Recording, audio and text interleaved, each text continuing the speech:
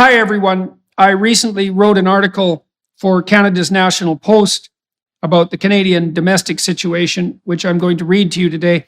I'm reading some articles on my YouTube channel, partly because on more difficult issues, I can't speak extemporaneously with enough degree of precision, especially for things where I'm pushing my limits conceptually. And so now and then I'm going to read something, and that's the reason.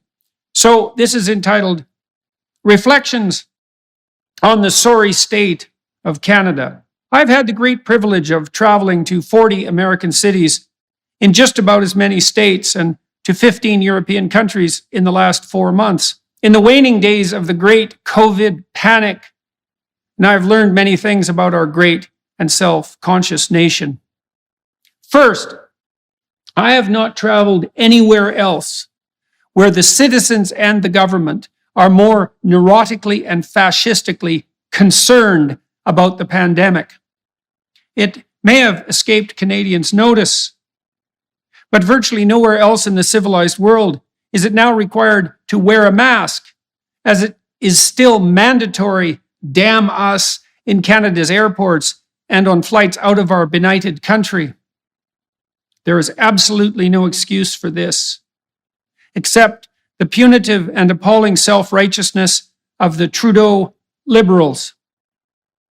What else might you expect, however, from a government that also includes Chrystia Freeland, a deputy prime minister, who has literally bragged about her colleagues' appalling performance on the economic front, claiming that it is actually good and meet for Canadians to empty their wallets at the gas pumps so that the climate emergency, which simply does not exist, see Bjorn Lomborg's expert analysis, stays first and foremost in their all too careless, by liberal standards, consciences.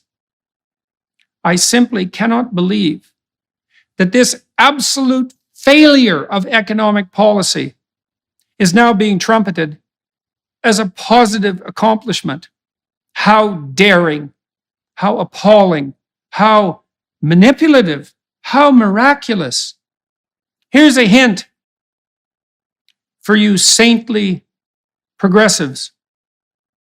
If you cared about the poor at all, the real poor, not the hypothetical poor you are hypothetically saving in the future, you would do virtually nothing but expend effort to drive down the cost of energy. Energy, which is precisely equivalent to work, and therefore to the wealth that ameliorates poverty. Second, it is almost impossible to overstate the degree to which Canada's international reputation has been damaged by the childish and ill-advised actions of our juvenile WEF marionette of a prime minister.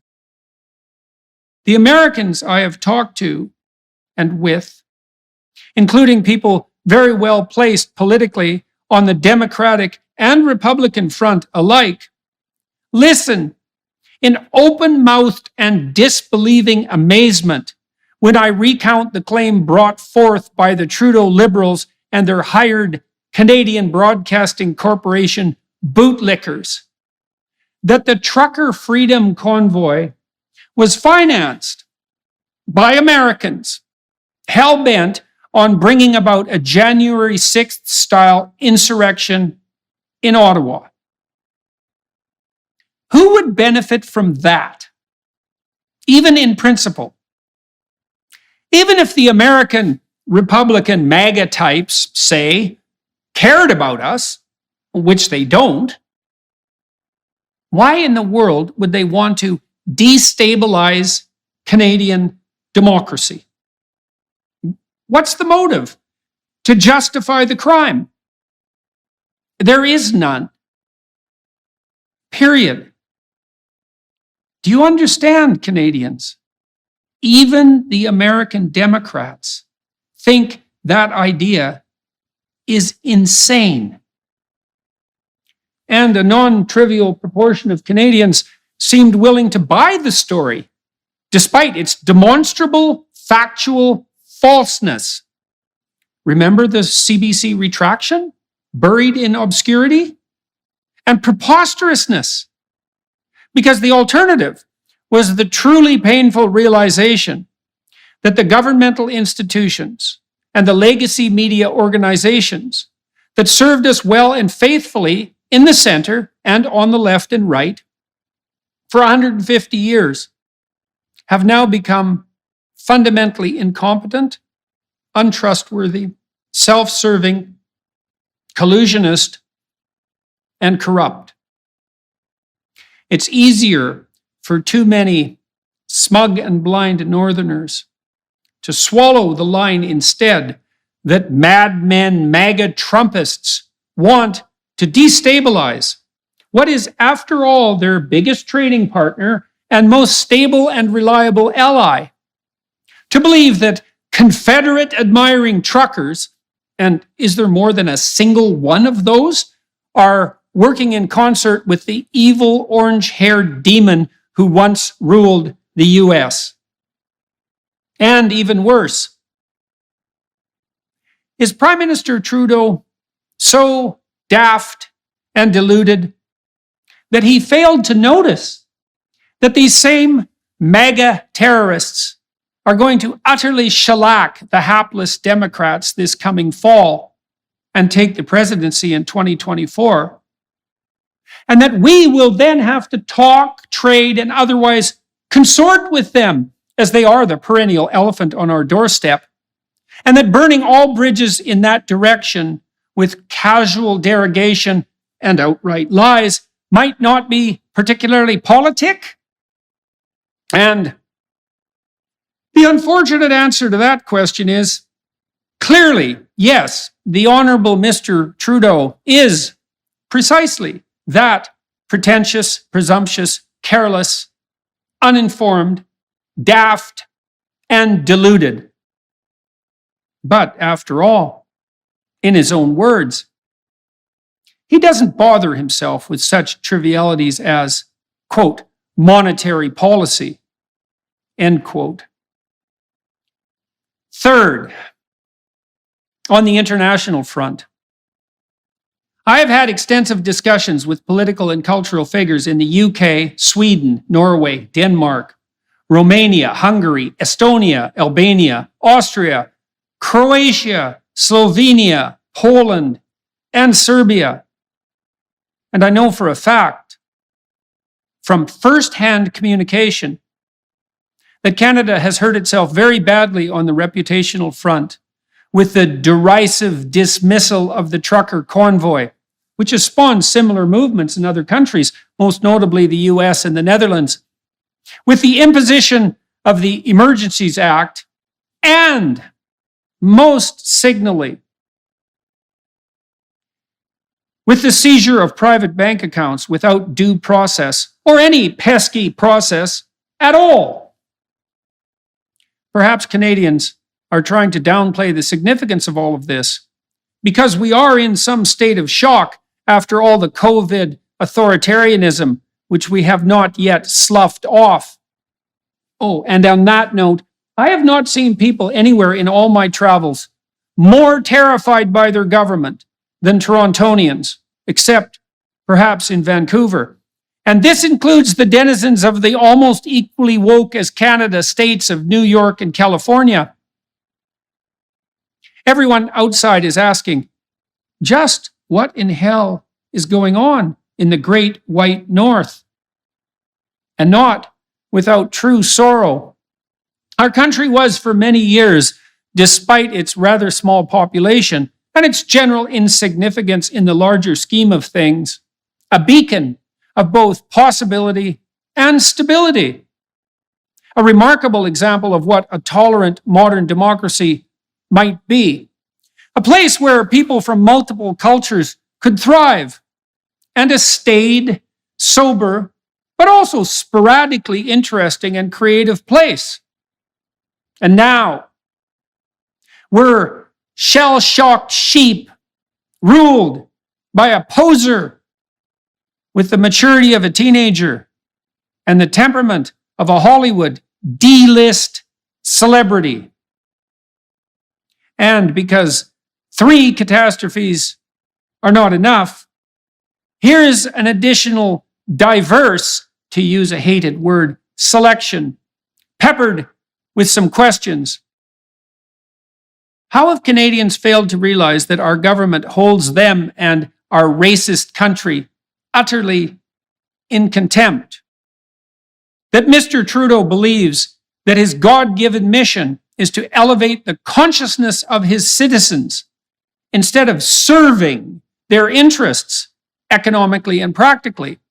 That the Trudeau Liberals are perfectly willing to make us all poor, miserable, and demoralized just to utterly fail in his efforts to save the planet.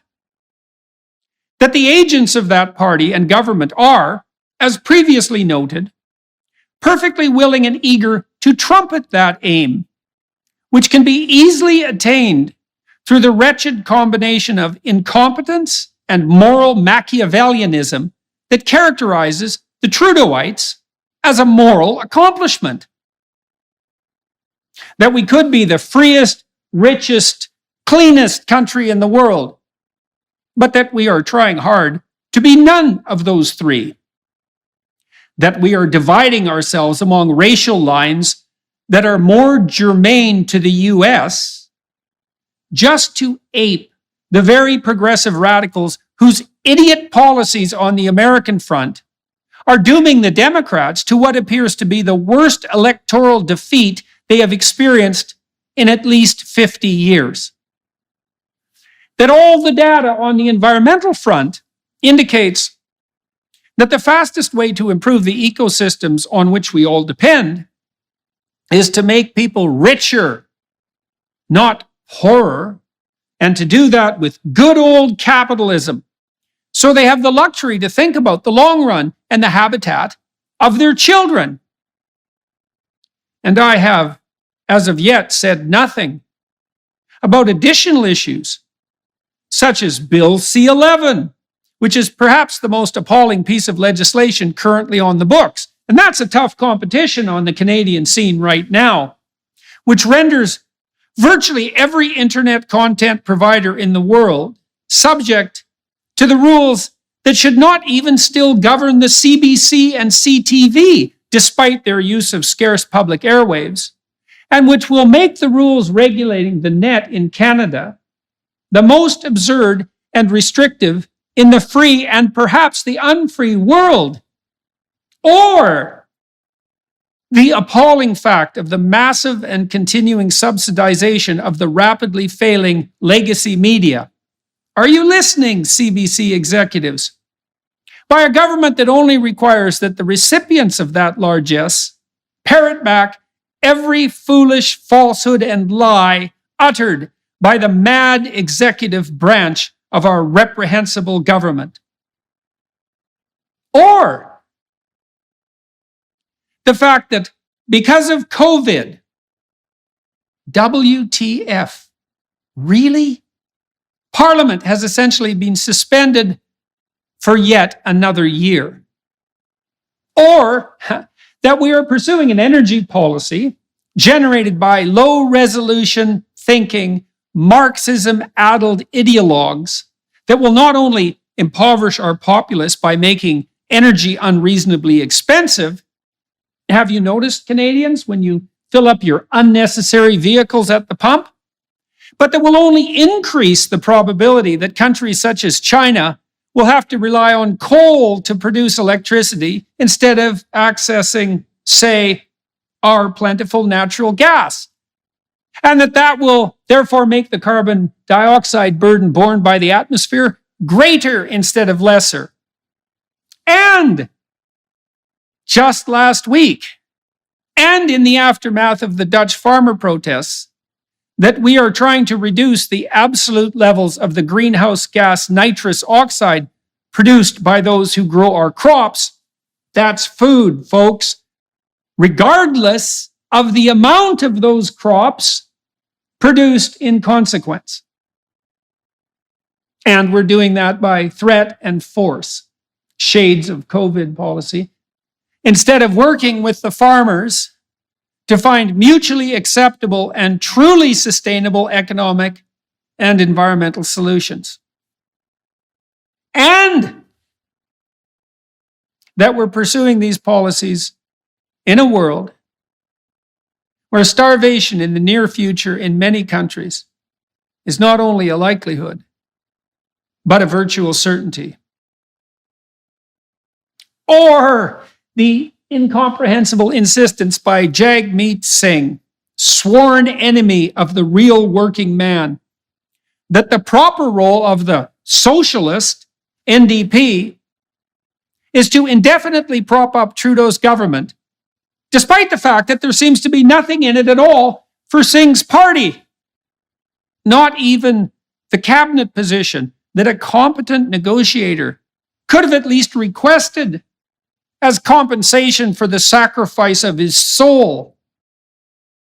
Or the fact that our judiciary must now be staffed by people who must, or else, swear fealty to the DIE ideology that has devastated universities and is now working its way through many blind and careless corporations. That we are, in consequence, producing and permanently instantiating a generation of activist judges who regard as their role not the responsibility of abiding carefully by rule of law and precedent, but usurping what should be legislative action so that they can improve the world more efficiently than mere parliament, with its lack of Chinese Communist Party efficiency, might manage. Or the fact that the OECD has predicted that Canada will have the worst growth prospects of the major industrial societies for the next 4 decades. Please excuse the elevated voice, but good God. The worst? And for 4 decades? I believe that the federal Liberals have run the most incompetent administration in Canadian history. That they have not yet done all the terrible damage that they are going to do.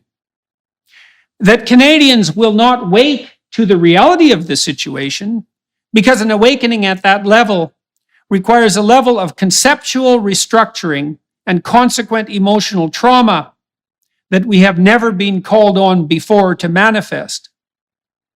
And that Trudeau's idiosyncratic combination of willfully blind ignorance, moral pretension, and narcissistic self-aggrandizement is so toxic that it borders on, if does not cross the line, into outright treason. And the situation with Singh might, if anything, be worse.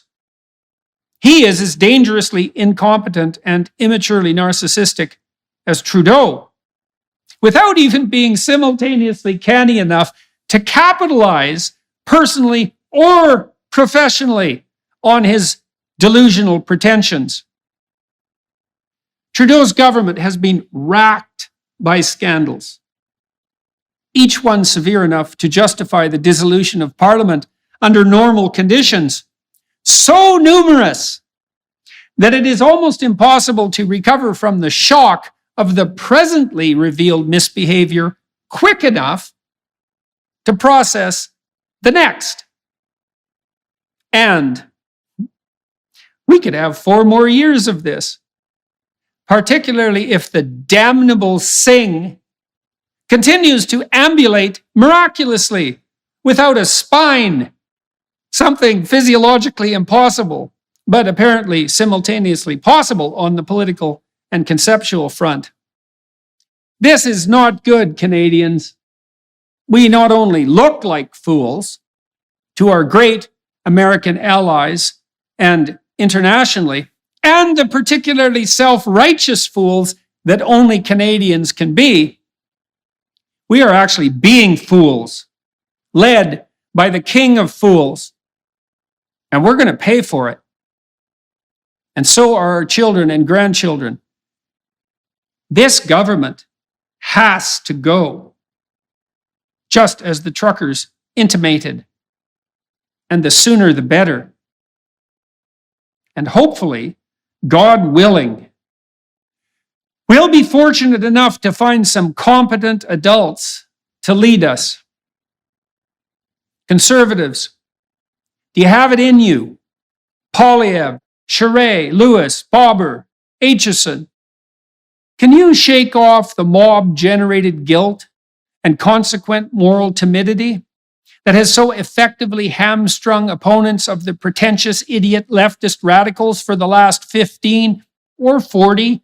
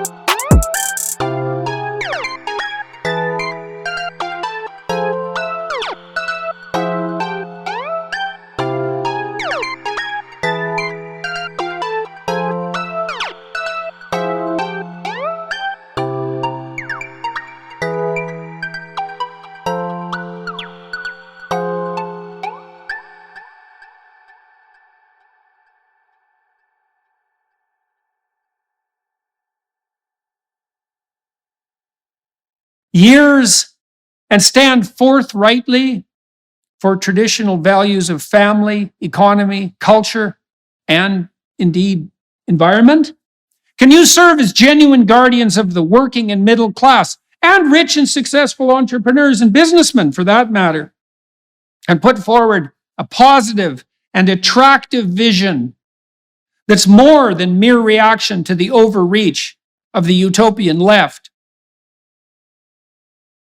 Conservatives, can you withstand the temptation to destroy your party with internal squabbles, or to settle in September for a candidate that displeases no one but fails to truly satisfy anyone, as you have done much too often in the past? Rough times are coming. What with the cascading consequences of energy shortage, supply chain disruption, war in Ukraine, energy, and last but by no means least, severe and looming food and fertilizer shortage. The Liberals and the NDP are gone into the utopian clouds. I pray we have in Canada something in reserve that is better, although it is truly hard to see how anything different from what we have now